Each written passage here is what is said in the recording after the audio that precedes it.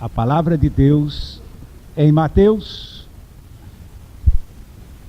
capítulo 27, de 29 a 37. Eu disse até o 37, mas é de 29 a 37, estou certo. E tecendo uma coroa de espinhos, quero corrigir, é de 27 a 31. E logo os soldados do presidente, conduzindo Jesus à audiência, reuniram junto dele toda a corte. E despindo-o, o cobriram com uma capa de escarlate. Escarlate é vermelha, a cor vermelha. E tecendo uma coroa de espinhos, puseram-lhe na cabeça, e em sua mão direita uma cana, um pau. E ajoelhando-se diante dele, o escarneciam, dizendo: Salve, Rei dos Judeus! E cuspindo nele, tiraram-lhe a cana e batiam-lhe com ela na cabeça.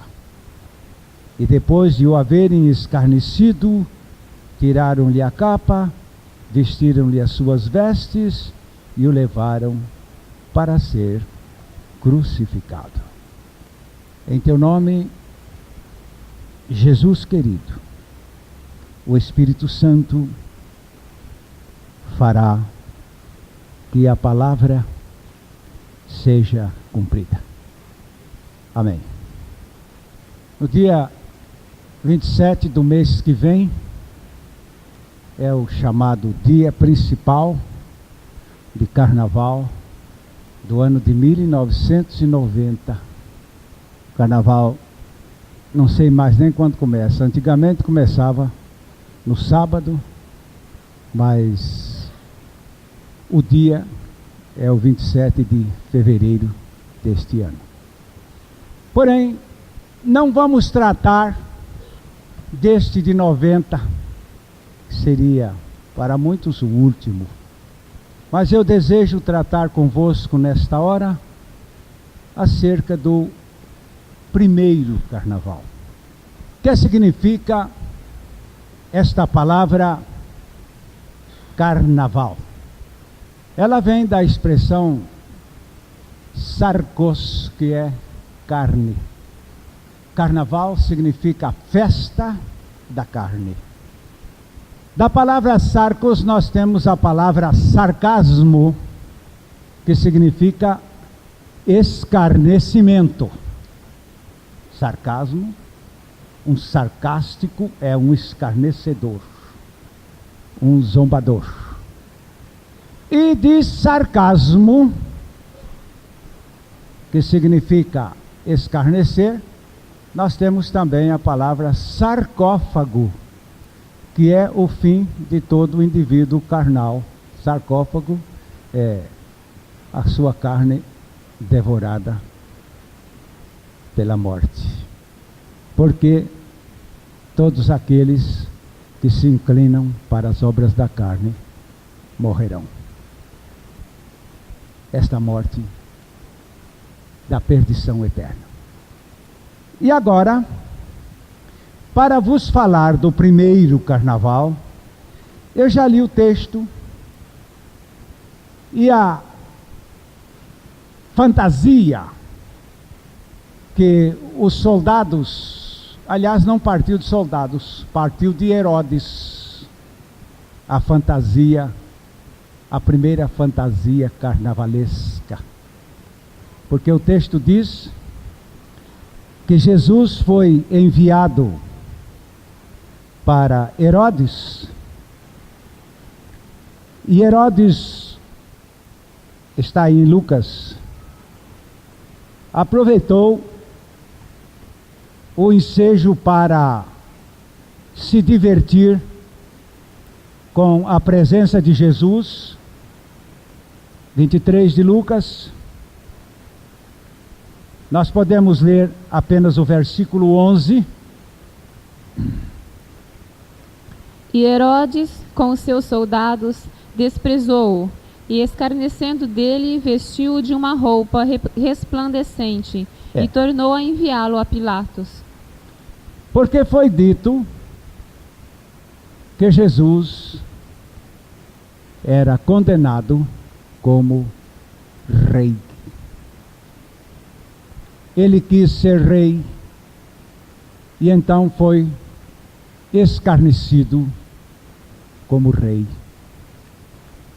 E aqui diz o texto do verso 11 que Herodes deu para a vestimenta da fantasia. Alguém quer vir sentar aqui para ser fantasiado ou não? Não aceite, não. Uma roupa resplandecente, porque esta é a espécie da roupa do rei. E escarlate, que quer dizer vermelho, não é? É a roupa que os carnavalescos ainda hoje gostam. O vermelho é muito destacado nas fantasias carnavalescas. E colocaram, soldados de Herodes colocaram sobre Jesus essa túnica vermelha. E o Herodes mandou o Senhor Jesus de volta para Pilatos. No momento que chegou lá aquela sugestão de Jesus fantasiado de rei, aquilo era feito sobre Jesus como escárnio. Os soldados disseram: vamos completar a fantasia dele? Vamos. Rei precisa coroa, não é? Correram ali até algum lugar onde encontraram e fizeram uma coroa, mas não de ouro. Fizeram-lhe uma coroa de espinho. Ninguém quer vir sentar aqui para receber esta fantasia? Jesus recebeu. E a coroa de espinho que foi colocada na cabeça. Agora ele já está de manto de rei e coroado rei. A fantasia. A essa altura, alguém achou que a indumentária desta túnica estava muito bem, e a coroa também muito bem. Mas e o cetro? O rei tem que ter cetro. Oh, sim, cetro. Então diz a Bíblia que os soldados, a palavra cana ali significa apenas um pau, mais grosseiro do que este. Eu não achei um pau mais grosseiro. Este aqui é um pau trabalhado, aquele era apanhado lá no mato e colocado ali, para que Jesus ficasse sentado num lugar que não seria um trono real, mas para fantasiar, não é? Com o cetro na mão, a coroa na cabeça e o manto nas costas. É o rei, ele é o rei, é o rei, com todo o carnaval ali. E formaram o cordão, não sei se você viu aí nesse texto, dizendo que os soldados começaram a andar em volta de Jesus, a rodar em volta dele. E aqueles que passavam à sua frente, apanhavam a cana, o pau da sua mão, e lhe batiam na cabeça sobre a coroa de espinho. De modo que o sangue de Jesus não começou a ser vertido na cruz. Começou a ser vertido ali, no carnaval, que fizeram em volta dele. E gritavam estas palavras insultivas: salve, Rei dos Judeus. Um rei realmente veste um manto de um tecido finíssimo, brilhante, bonito, geralmente da cor vermelha. A sua coroa é sempre uma coisa muito bem trabalhada, caríssima, colocada sobre a cabeça do rei. E o cetro não era um pau, é uma peça de ouro todinha. O cetro era sempre um sinal de decisão. Estamos lembrando quando Esther se apresentou à audiência do rei Assuero, e ela disse: vou entrar ali olhando para aquele cetro. Se o rei não estender o cetro para o meu lado, eu estarei morta, sem dúvida. Mas se ele estender o cetro, então eu estarei salva. E felizmente que o rei Assuero estendeu para Esther aquele cetro de ouro, e ela correu e tocou no cetro e recebeu graça. Isto é carnaval. Jesus está colocado aqui, a princípio como rei de Israel. No capítulo 12 de João, de 13 a 15, João 12, de 13 a 15. Tomaram ramos de palmeira e saíram ao seu encontro, clamando: Hosana, bendito que vem em nome do Senhor, e que é rei de Israel. E Jesus, tendo conseguido um jumentinho, montou nele, segundo está escrito: Não temas, filho de Sião, eis que o teu rei aí vem, montado em um filho de jumenta.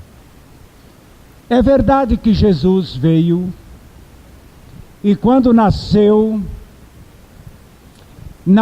para ser rei, porque ele é da linhagem real de Israel.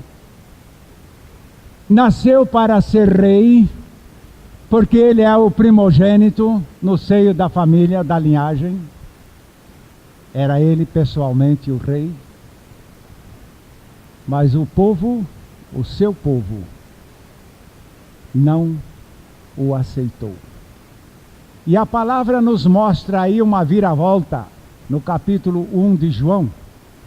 Começando no versículo 11, nós podemos ler até o versículo 13, mostrando que Jesus foi rejeitado pelos seus súditos. E em seguida a palavra se ocupa em dizer para onde esse reino de Jesus se estendeu. Não estamos forçando para falar de novo nascimento, não, senhores. A Bíblia mesmo leva para lá. Veio para o que era seu e os seus não receberam. Mas a todos quantos o receberam, deu-lhes o poder de serem feitos filhos de Deus, aos que creem no seu nome, os quais não nasceram do sangue, nem da vontade da carne, nem da vontade do varão, mas de Deus. Pois então, se vocês não o aceitaram como vosso rei, eis que ele passa a ser rei de todas as pessoas do mundo que o receberem. Todos os que entrarem agora neste pacto da graça regeneradora tornam-se súditos do rei. Era só para os judeus. Por isso Jesus disse: naquele dia vocês vão ver as meretrizes, os publicanos entrando para dentro do reino de Deus, e vocês, filhos do reino, terão que ficar fora, porquanto o rejeitaram o reino e o seu rei. Paulo elogia este acontecimento, dizendo: era para se salvar, então, naquele caso, somente uma nação. Mas com aquela rejeição, a graça salvadora se estendeu ao mundo inteiro. Foi bom acontecer isto com aquele grupo, porque com isto a totalidade da raça humana encontrou a oportunidade de se salvar. Agora Jesus é realmente, meus amados, rei. No capítulo 6 de João, os versos 14 e 15, mostrando-nos a essa altura que alguns entenderam que deviam mesmo colocar Jesus como rei de Israel, mas a essa altura já um rei político, e o Senhor Jesus não aceitou. Vendo, pois, os homens o sinal que Jesus fizera, disseram: Este é verdadeiramente o profeta que devia vir ao mundo. Sabendo, pois, Jesus que estavam para vir com o intuito de arrebatá-lo para o proclamarem rei, retirou-se novamente sozinho para o monte. Então já estava decidido: não vou ser rei de mais apenas uma nação, eu vim para ser rei, como agora naquele hino gostoso, né? Rei da terra e o céu. Antigamente se cantava rei de Israel. Ele não é rei de Israel. Ele é rei de Israel, como ele é rei do mundo inteiro e dos céus. Ele não é mais aquele rei específico de Israel, mas é rei na terra e no céu.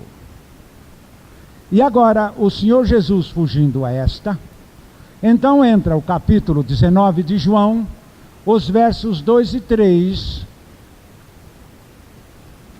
mostrando-nos este reino do Senhor Jesus Cristo. E os soldados, tecendo uma coroa de espinhos, lhe a puseram sobre a cabeça, e lhe vestiram uma veste de púrpura, e diziam: Salve, Rei dos Judeus, e davam-lhe bofetadas. A começar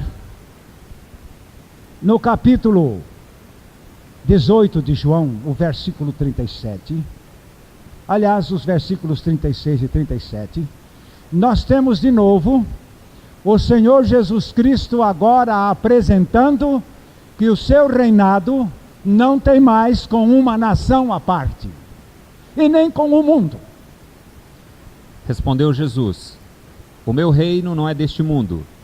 Se o meu reino fosse deste mundo, os meus ministros se empenhariam por mim, para que não fosse eu entregue aos judeus. Mas agora o meu reino não é daqui. Então lhe disse Pilatos: Logo tu és rei? Respondeu Jesus: Tu dizes que sou rei. Eu para isso nasci e para isso vim ao mundo, a fim de dar testemunho da verdade. Todo aquele que é da verdade ouve a minha voz.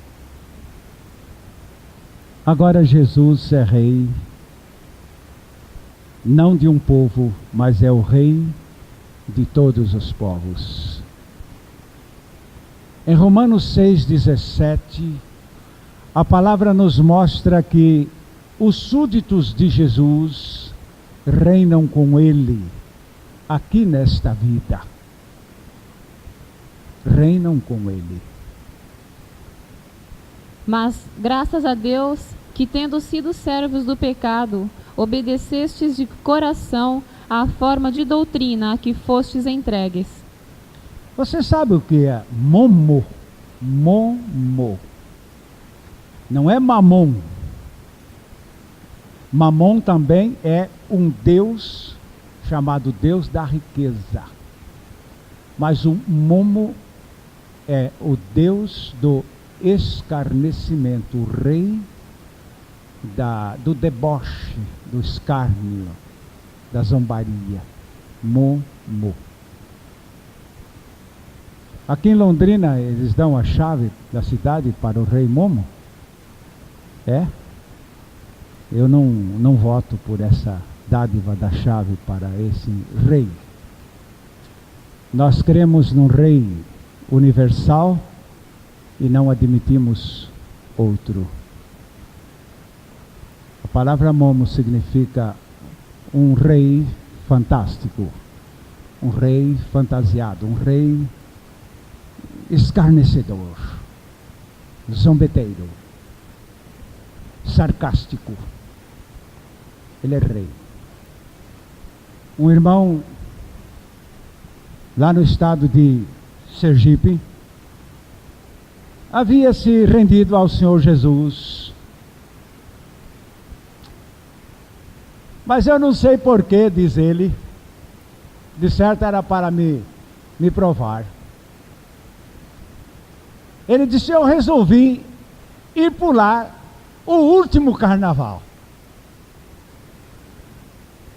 Eu estava contente com Jesus, mas eu resolvi pular o último carnaval. Vou pular esse por ser o último. E como muita gente aqui já sabe que eu sou crente, eu vou arranjar uma fantasia de me ocultar. Botou uma máscara, etc., e foi para lá. E como não se ajeitava muito bem, ele ficou lá pela ponta do cordão, e àquela altura ele ia passando ali por um ponto, quando uma moça chegou para ele e disse: "Você não é de Jesus?" Ele disse que naquele momento baixou-se assim, e a moça lhe disse: "Você é de Jesus?" Ele disse: "Eu sou." E ela disse: "Então você não tem nada com este rei aqui." Ele disse, já de cabeça baixa. Eu me baixei mais ainda, tirei aquela máscara, saí chorando, para nunca mais. Ele disse: "Eu tenho horror hoje de ver cordões de carnaval, até por acaso." Deus me mostrou que servir ao rei Momo não é servir a Jesus. Ele é o rei da terra e o céu, e Momo é rei de um reino chamado carne. Sarcasmo. E agora, a palavra de Deus vai nos descrever o rei Jesus. Primeiro, profetizado. Daniel, capítulo 2, verso 44, onde a palavra de Deus nos mostra que este reino de Jesus viria a ser universal e eterno. Mas nos dias destes reis, o Deus do céu suscitará um reino que não será jamais destruído. Este reino não passará a outro povo. Esmiuçará e consumirá todos estes reinos, mas ele mesmo subsistirá para sempre. De quem é este reino? E quem é este rei sobre esse reino eterno? É Jesus. E diz aí mais: constituído pelo Deus do céu. Quando você canta lá, quando o Pai o coroou rei da terra e céu, é o Pai aí que o constituiu rei de um reino eterno e universal. Daniel 7, versículos 13 e 14. Eu estava olhando nas minhas visões da noite, e eis que vinha nas nuvens do céu um como o filho do homem, e dirigiu-se ao ancião de dias, e o fizeram chegar até ele. E foi-lhe dado o domínio e a honra e o reino, para que todos os povos, nações e línguas o servissem. O seu domínio é um domínio eterno, Coisa que não tremenda. passará, e o seu reino, o único, que não será destruído. Coisa maravilhosa. Este rei agora é o rei de um reino eterno que nunca será destruído. Nunca será destruído. Agora, os súditos deste reino são os que têm entrado para o reino de Deus pelo novo nascimento. São os que têm entrado para o reino de Deus pelo novo nascimento. Aquele que não nascer de novo não pode ver o reino de Deus. Aquele que não nascer da água e do Espírito não pode entrar no reino de Deus. É pelo novo nascimento que nos constituímos súditos deste rei. E, meus amados, não podemos ter dois reis. E nem mais. Temos um só. Nosso rei é Jesus. no capítulo 1 de Atos dos Apóstolos, no versículo 3, a palavra de Deus nos mostra aqui que o Senhor Jesus dava ainda instruções depois da sua ressurreição. A estes também, depois de ter padecido, se apresentou vivo, com muitas provas incontestáveis, aparecendo-lhes durante 40 dias e falando das coisas concernentes ao reino de Deus. O reino de Deus. Porque um rei tem que falar sobre o seu reino. Eu não sei se vocês já enjoaram de escutar, não é?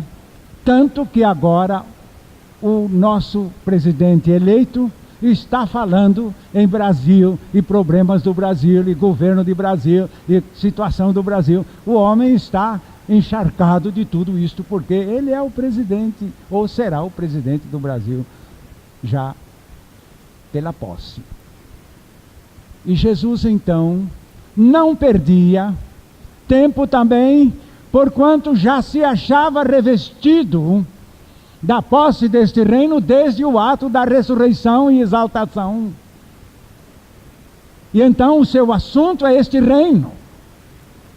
E os seus súditos são os que podem agora ver o que é este reino.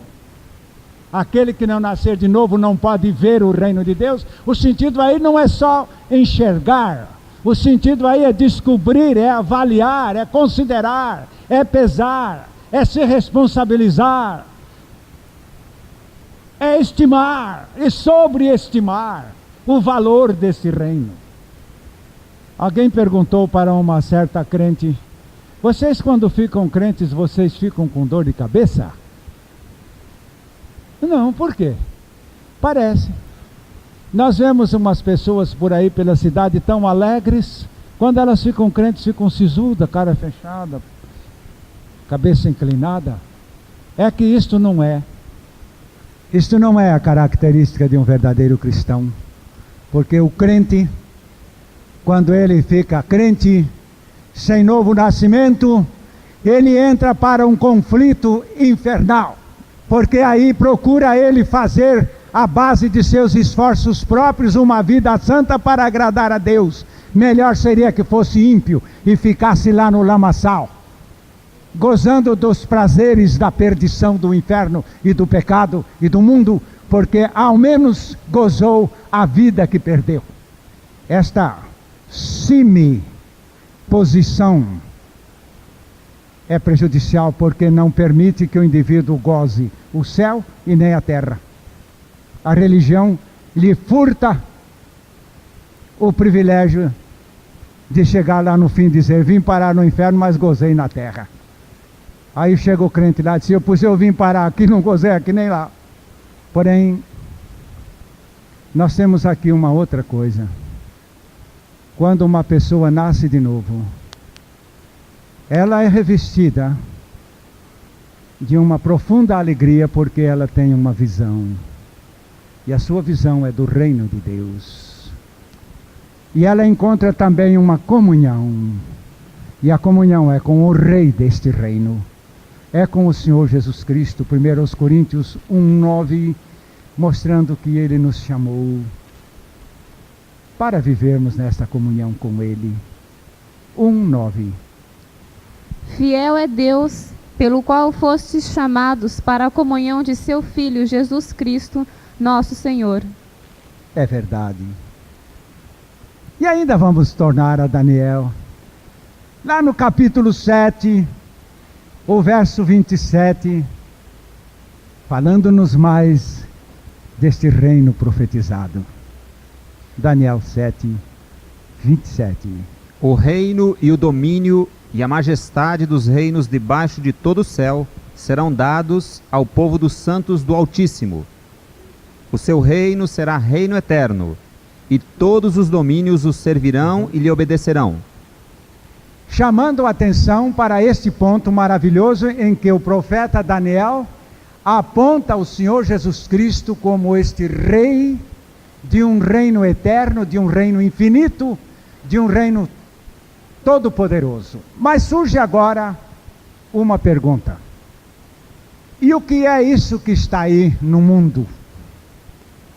Meus amados, isso se chama o reinado de Satanás na terra. Mas por quê? Porque o povo quer. Você não sabe quando o povo de Israel, que vinha debaixo das regências dos juízes, o povo resolveu pedir um rei, não foi? E Deus disse para o profeta Samuel: consagra o rei aí para eles, eles querem um rei. Cada povo consegue o governo que quer. E lá no Éden, os nossos primeiros pais, que estavam dominando o mundo existente, entregaram o governo para Satanás.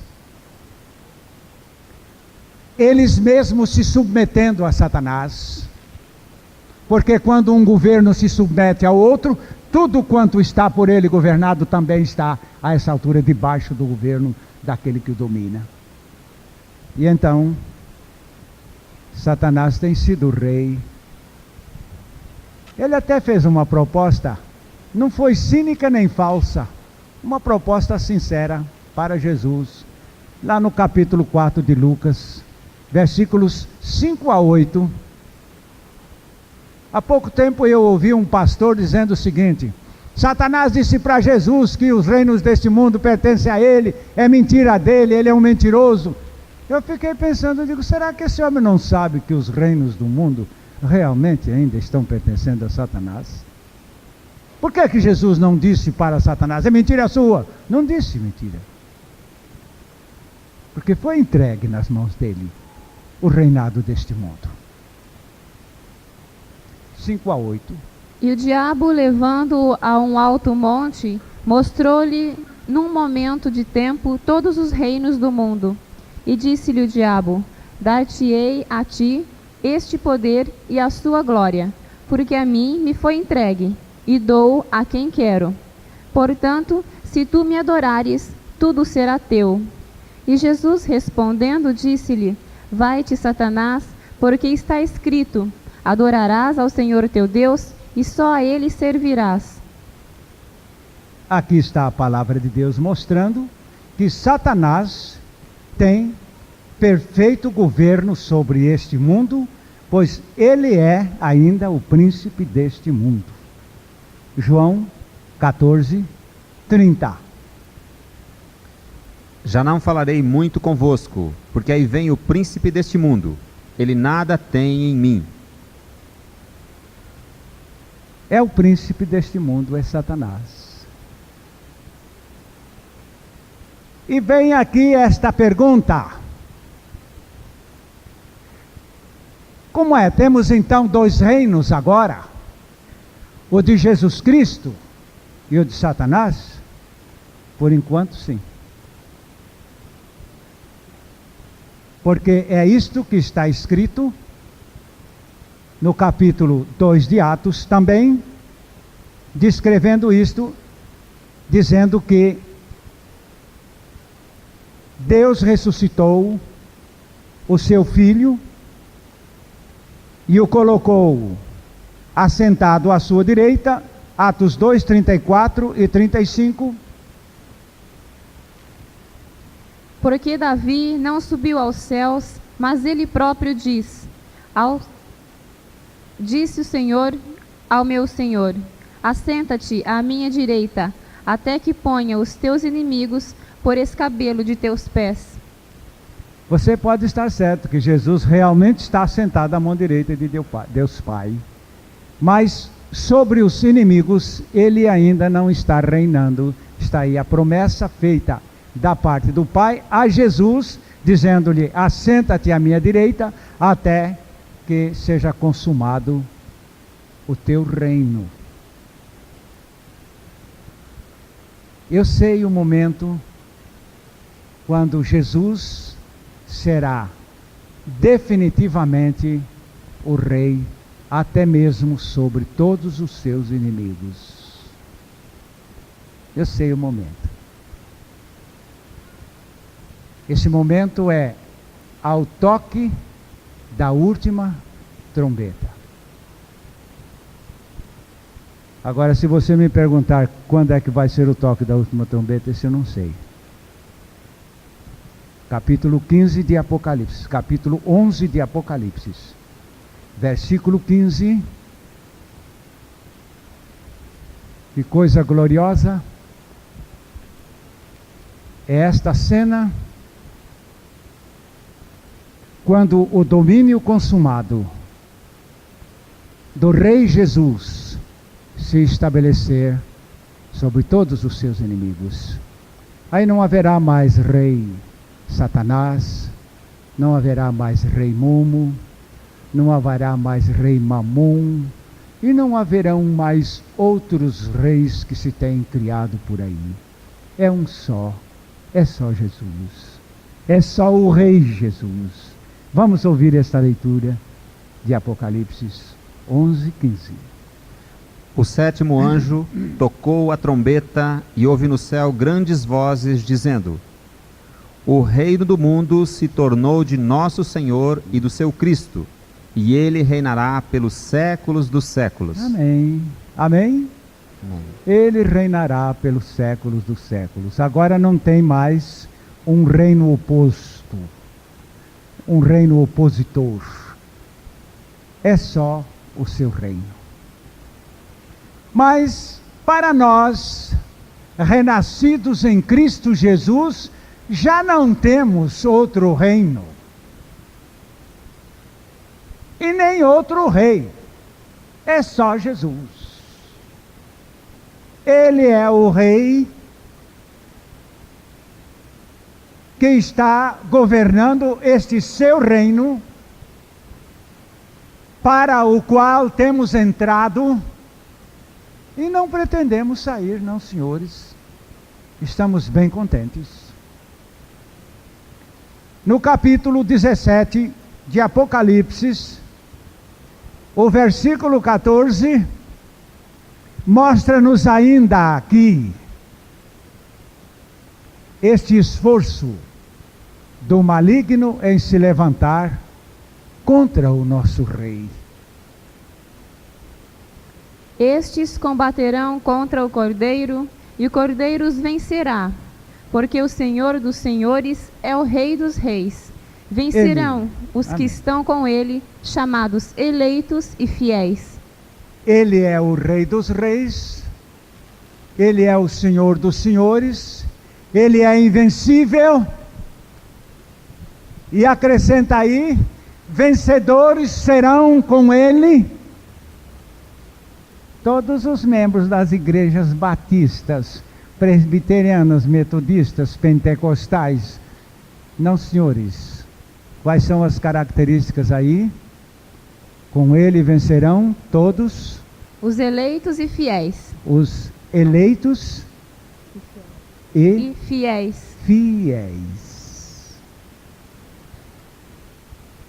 Não é essa massa religiosa que está por aí. Esta massa partidária. Não tem partido de Jesus Cristo na terra. O que tem é um reino para dentro do qual só se pode entrar pelo nascimento, pelo novo nascimento, e ali se entra para uma eleição inacabável, irrevogável, fiel. E agora então, Jesus é o nosso Rei. Não estou pregando hoje aqui um legalismo, como quem diz, o senhor está querendo dizer que nós não devemos ir ao carnaval agora este ano? Eu não.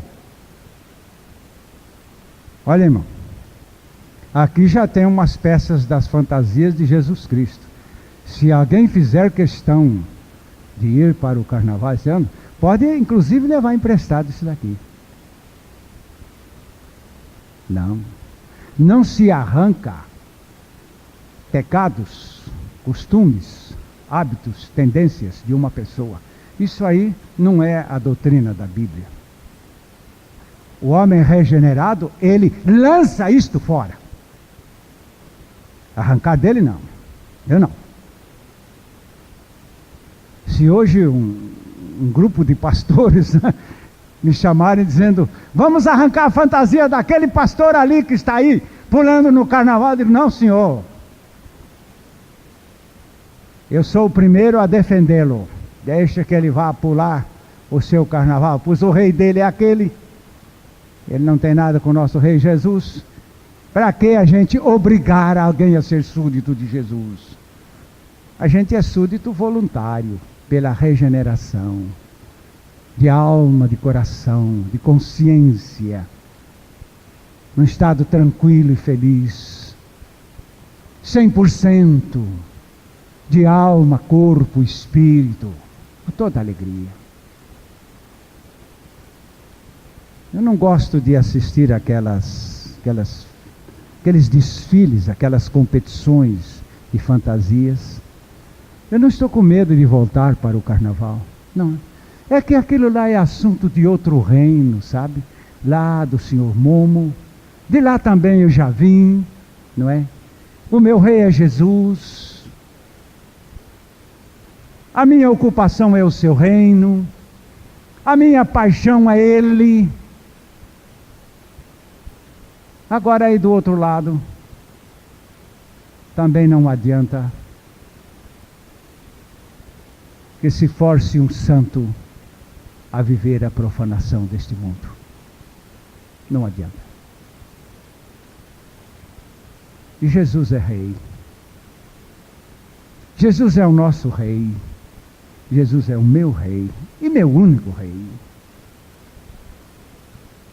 Quando o povo de Israel gritou lá no tribunal de Pilatos, principalmente os sacerdotes, dizendo: mas ele é o vosso rei, disse Pilatos. Eles disseram: nós não temos um outro rei senão a César. Eles também não tinham a César como rei. Eles não aceitavam o reinado de César. Para Israel, o reinado tem que ser o de Davi e nada mais. Mas naquela altura pretendiam eles ter o reinado de César para sacrificarem a Cristo. E em seguida, então Jesus é o nosso rei. 1 Timóteo, capítulo 6, versículo 15, onde a palavra de Deus nos destaca esta consagração deste rei maravilhoso no nosso coração. A qual a seu tempo mostrará o bem-aventurado e único poderoso Senhor, Rei dos reis e Senhor dos senhores. Não diz único soberano Senhor? Poderoso. É soberano Senhor, diz a outra versão. É soberano. Se é poderoso, realmente o soberano é aquele que tem todo o poder de fazer o que ele quer, do que ele deseja. Está certo. Mas aí diz único. Único soberano. Único. E único rei. Quando se diz aí rei dos reis, então a palavra está dizendo o seguinte: admite-se que existam quantos reinos houver em qualquer lugar e em todo tempo, mas ninguém será maior rei do que Jesus. Por isso a palavra rei dos reis, ele é um rei que está acima de todos os reis. E 1 Timóteo capítulo 1, versículo 17. Assim ao Rei eterno, imortal, invisível, Deus único, honra e glória pelos séculos dos séculos. Amém. Repita, por favor. Assim ao Rei eterno, imortal, invisível, Deus único, honra e glória pelos séculos dos séculos. Amém. O irmão vai repetir em forma de ditado, esperando o povo recitar atrás, palavra por palavra. Vamos lá. Assim ao Rei eterno, assim ao Rei eterno, imortal, imortal, invisível, invisível, Deus único, honra e glória pelos séculos dos séculos. Amém. Jesus recebe esta adoração, esta confissão. Porque te confessamos como nosso único Rei.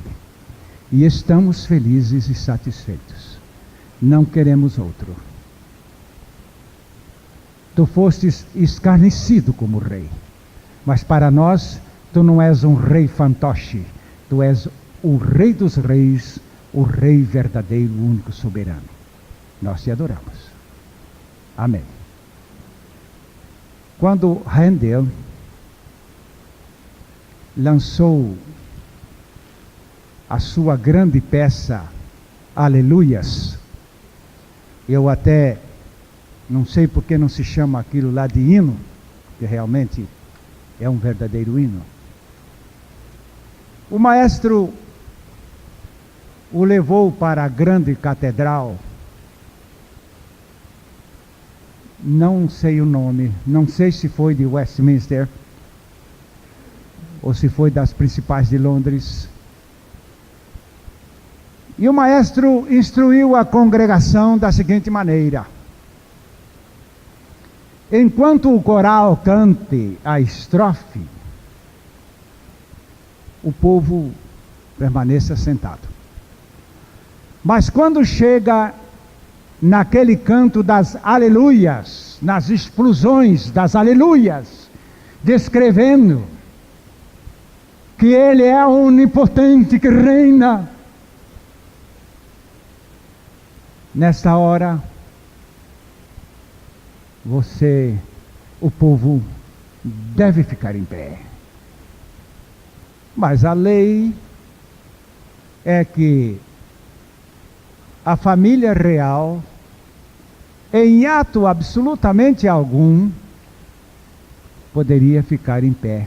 Era dever da família permanecer sentada lá nas suas frisas especiais.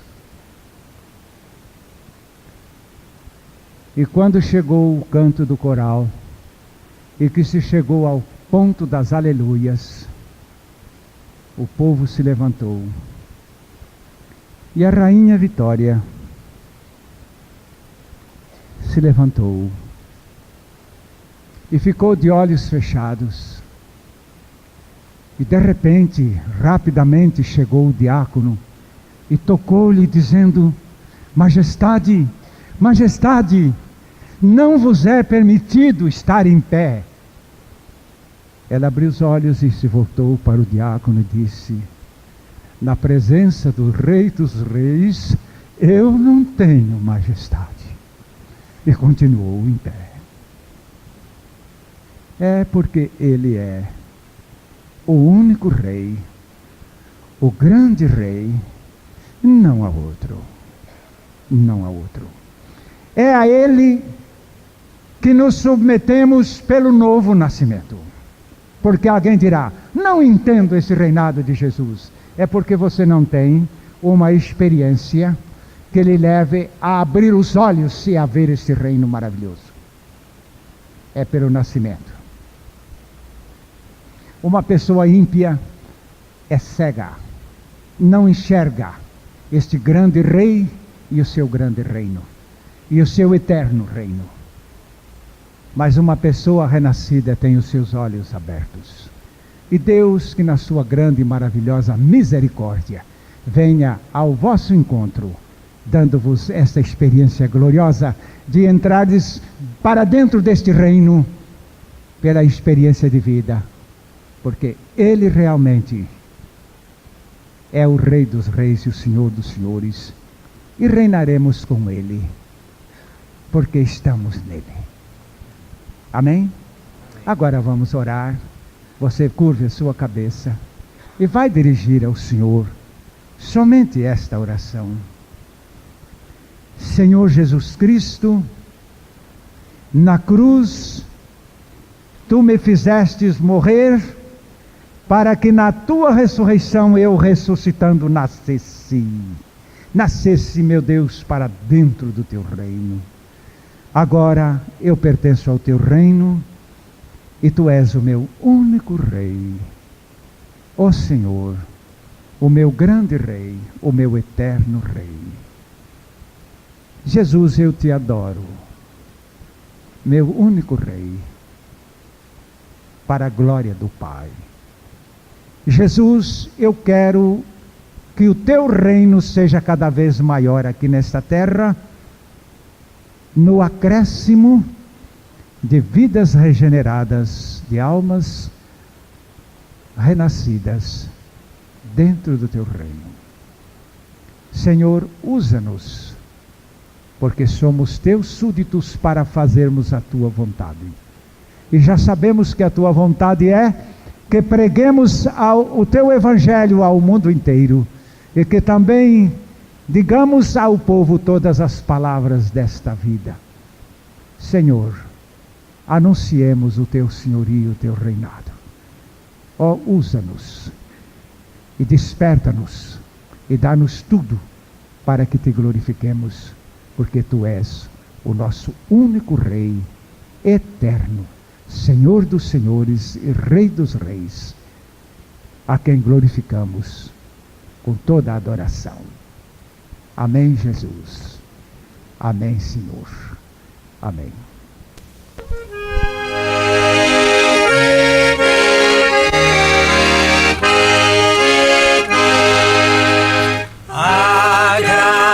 Agradeço a ti, Senhor, pois tu és bondoso, tua misericórdia dura para sempre, dura para sempre.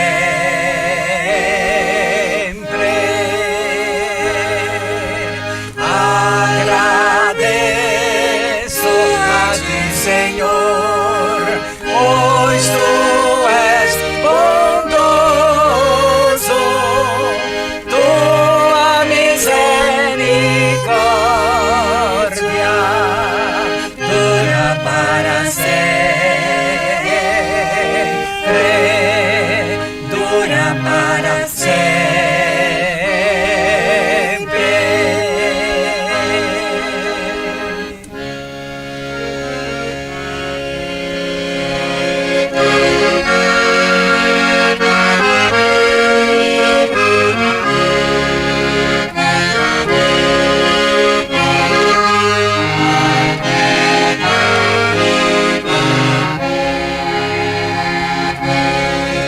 Digno de ser louvado, digno de ser exaltado, digno de ser engrandecido, digno de ser adorado. Tu és digno, Senhor, de receber o louvor que te rende teu povo aqui. Tu és digno, Senhor, de receber o louvor que te rende teu povo aqui. Glória a teu nome, Senhor. Glória a teu nome, Senhor. Glória a teu nome, Senhor. Glória a teu nome, Senhor.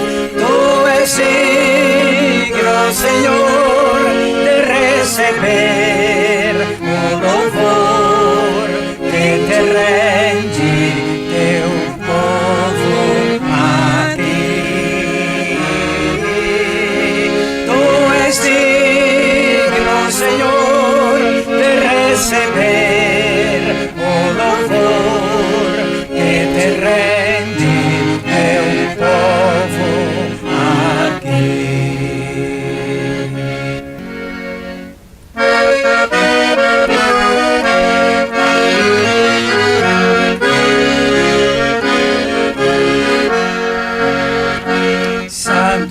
Santo és tu, Senhor, Deus excelso em poder. Tens por mim tão grande amor que não posso compreender. Quero a ti render louvor, meu amado Salvador. Tenho a paz que vem dos céus, que transforma o negro véu e me enche de amor. Tenho a paz que vem dos céus, que transforma o negro véu e me enche de amor. A mensagem que você acabou de assistir faz parte do Ministério de Comunicação Palavra da Cruz. Temos um grande acervo de estudos bíblicos em áudio e vídeo. Distribuímos também gratuitamente o jornal mensal Palavra da Cruz. Entre em contato conosco pelo fone 0 operadora 43 3372 8900 ou pelo e-mail livraria@piblondrina.com.br. Visite-nos pelo site www.livrariapiblondrina.com.br ou acesse www.piblondrina.com.br. Graça e paz.